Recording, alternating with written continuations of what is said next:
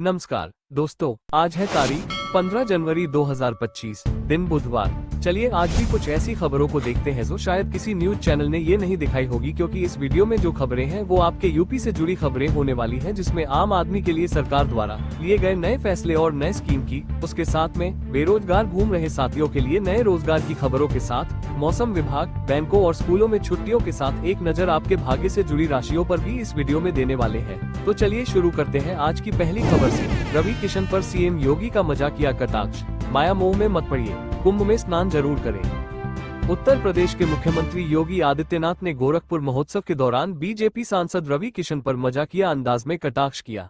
उन्होंने महाकुंभ में स्नान करने की अपील करते हुए कहा, 144 सालों बाद ऐसा मुहूर्त आया है, सभी लोग महाकुंभ में स्नान के लिए जरूर जाएं। सीएम योगी ने रवि किशन की जमीन के बढ़ते दाम का जिक्र करते हुए कहा, वह अपनी जमीन के बारे में बात कर रहे थे, जिसकी कीमत 20 लाख से बढ़कर 20 करोड़ हो गई है, लेकिन उनके झांसे में मत आइए। अगर आपको जमीन खरीदनी है तो सिर्फ 20 लाख तक ही दें। बता दें, इससे पहले सितंबर 2024 में रामगढ़ ताल के फ्लोटिंग रेस्टोरेंट के उद्घाटन पर भी सीएम ने रवि किशन पर मजाक किया था। बीएसएनएल का खास प्लान, बिना डेटा के 90 दिन तक अनलिमिटेड कॉल्स और एसएमएस। तो चलिए दोस्तों, जानते हैं बीएसएनएल के नए प्रीपेड प्लान की खासियत। बीएसएनएल ने 439 रुपये का नया प्लान लॉन्च किया है, जिसमें बिना इंटरनेट डेटा के अनलिमिटेड कॉलिंग और 300 एसएमएस की सुविधा दी जा रही है। इस प्लान की वैधता पूरे 90 दिनों की है। ये प्लान खासतौर से उन ग्राहकों के लिए बनाया गया है जो केवल कॉलिंग की सुविधा चाहते हैं और डेटा की आवश्यकता नहीं रखते। इस प्लान के हिसाब से रोज का खर्च सिर्फ 5 रुपये से भी कम है। एसबीआई की चेतावनी, यूपीआई फ्रॉड से बचने के लिए सतर्क रहें। अब बात करते हैं डिजिटल लेन देन से जुड़े एक महत्वपूर्ण संदेश की। भारतीय स्टेट बैंक ने अपने ग्राहकों को यूपीआई से जुड़ी धोखाधड़ी से सतर्क रहने की चेतावनी दी है। एसबीआई ने कहा है, अप्रत्याशित डिपॉजिट के बाद तुरंत पैसे लौटाने के अनुरोधों से बचें। बिना सत्यापन के यूपीआई रिक्वेस्ट को अप्रूव न करें। देश भर में करोड़ों लोग रोजाना ऑनलाइन लेन देन के लिए यूपीआई का इस्तेमाल करते हैं, लेकिन बढ़ते साइबर फ्रॉड से सावधान रहना जरूरी है। महाकुंभ में अमृत स्नान का भव्य दृश्य, नागा साधुओं ने लगाई पवित्र डुबकी।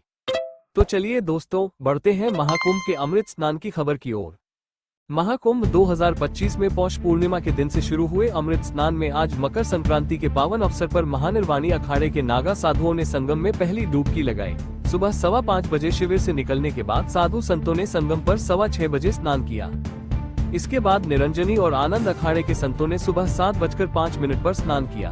जूना, आवाहन और पंच अग्नि अखाड़े के संतों ने 8 बजे डुबकी लगाई। संगम तट पर सुरक्षा के कड़े इंतजाम किए गए हैं।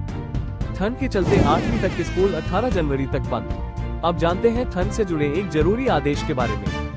जिले में बढ़ती ठंड को देखते हुए सभी बोर्ड के कक्षा 8 तक के स्कूलों को 18 जनवरी तक बंद रखने का निर्देश जारी किया गया है। जिला विद्यालय निरीक्षक धर्मेंद्र शर्मा ने यह आदेश जारी किया है।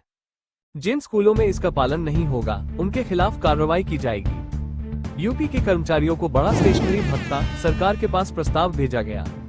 तो चलिए दोस्तों, बढ़ते हैं उत्तर प्रदेश की खबर की ओर। राज्य के राजस्व निरीक्षकों को अब 750 रुपये प्रति माह स्टेशनरी भत्ता मिलने की तैयारी है। अभी तक ये भत्ता केवल 6 रुपये था। राजस्व परिषद ने इस प्रस्ताव को मुख्यमंत्री योगी आदित्यनाथ के नेतृत्व वाली सरकार को भेजा है।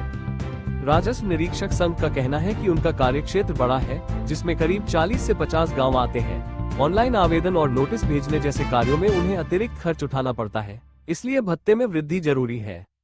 महाकुंभ 2025 में ई रिक्शा और टैक्सी का किराया तय। अब बढ़ते हैं प्रयागराज की ओर। महाकुंभ में आने वाले श्रद्धालुओं के लिए राहत की खबर है। संभागीय परिवहन विभाग ने ई रिक्शा और टैक्सी चालकों के लिए किराया निर्धारित कर दिया है। ई रिक्शा का किराया 8 रुपये प्रति किलोमीटर होगा।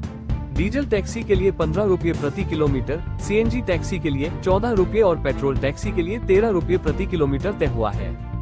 यदि कोई चालक तय दर से अधिक वसूली करता पाया गया तो उसका वाहन सीज कर लिया जाएगा।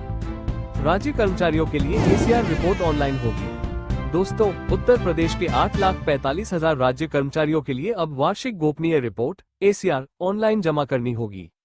राज्य सरकार ने सितंबर में पदोन्नति प्रक्रिया को तेज करने के लिए ये कदम उठाया है। सभी कर्मचारी मानव संपदा पोर्टल पर 30 जून तक अपनी रिपोर्ट भर सकेंगे। इस नई व्यवस्था से प्रमोशन प्रक्रिया में तेजी आएगी।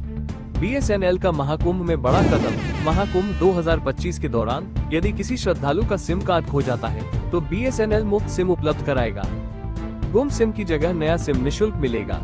ये सुविधा 26 फरवरी तक जारी रहेगी। इसके लिए लाल रोड सेक्टर 2 में BSNL का शिविर कार्यालय स्थापित किया गया है। मिल्कीपुर सीट पर बीजेपी का दांव, चंद्रभान पासवान उम्मीदवार घोषित। अब चलते हैं उत्तर प्रदेश के मिल्कीपुर विधानसभा उपचुनाव की खबर पर। बीजेपी ने चंद्रभान पासवान को उम्मीदवार बनाया है। मिल्कीपुर सीट पर 5 फरवरी को वोटिंग और 8 फरवरी को मतगणना होगी। कांग्रेस ने इस उपचुनाव में हिस्सा नहीं लिया है, जिससे मुकाबला बीजेपी और समाजवादी पार्टी के बीच है। ये सीट दोनों पार्टियों के लिए प्रतिष्ठा का विषय बनी हुई है। आनंदीबेन पटेल यूपी की सबसे लंबे समय तक सेवा देने वाली राज्यपाल। तो चलिए दोस्तों, आज की शुरुआत करते हैं उत्तर प्रदेश से जुड़ी एक ऐतिहासिक खबर से। आनंदीबेन पटेल ने 5 साल और 166 दिन तक सेवा करके उत्तर प्रदेश की सबसे लंबे समय तक पद पर रहने वाली राज्यपाल का रिकॉर्ड बनाया है।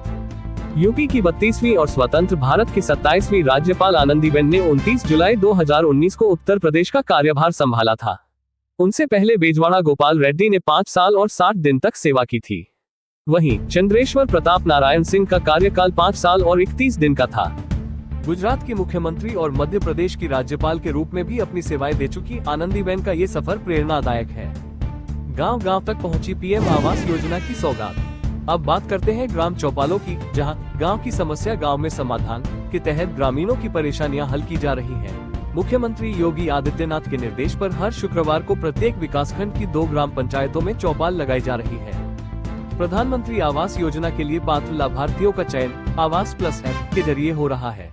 ये प्रक्रिया पूरी तरह पारदर्शी और डिजिटल है। गंगा घाटों पर नाव किराए का निर्धारण। 80 घाट से नमो घाट तक नाव यात्रा के लिए एक व्यक्ति को 345 रुपये किराया देना होगा। नगर आयुक्त अक्षत वर्मा ने बताया कि महाकुंभ के मद्देनजर हेल्प डेस्क और Kashi integrated control command centre का गठन किया गया है। इसके अलावा घाटों पर सफाई व्यवस्था, मोबाइल टॉयलेट और जल टैंकर की सुविधा के साथ रैन बसेरों का प्रबंध भी किया गया है। नोएडा प्राधिकरण में खाली पदों पर होगी नियुक्ति।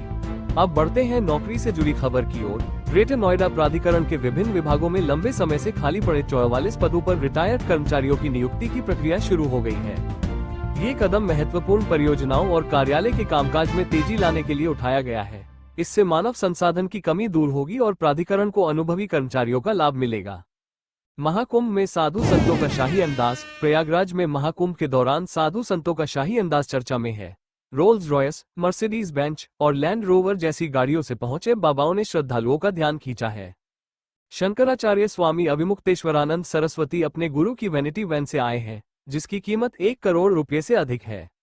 EPFO पेंशन से 10 साल की नौकरी से पाए पेंशन। क्या आप जानते हैं कि अगर आपने किसी संगठित क्षेत्र में 10 साल तक काम किया है तो EPFO की कर्मचारी पेंशन योजना EPS के तहत आपको पेंशन मिल सकती है। पेंशन के लिए आपका PF अकाउंट होना चाहिए और योजना का लाभ 58 वर्ष की उम्र के बाद मिलेगा। वर्तमान में न्यूनतम पेंशन 1000 रुपये प्रति माह है, लेकिन इसे बढ़ाकर 7500 रुपये करने की मांग चल रही है। तो दोस्तों, ये थी आज की कुछ महत्वपूर्ण खबरें और जानकारियां जो आपके लिए बेहद उपयोगी साबित हो सकती हैं। ऐसी जानकारी आपको शायद और कहीं एक साथ न मिल सके, इसलिए रोज की ताज़ा खबरों के लिए हमारे चैनल को सब्सक्राइब जरूर करें और वीडियो को लाइक नहीं किया तो लाइक करें। साथ में अपने जिले का नाम कमेंट में लिखें ताकि आपके जिले से जुड़ी हर जानकारी आप तक पहुंच सके। धन्यवाद। जय हिंद, जय भारत।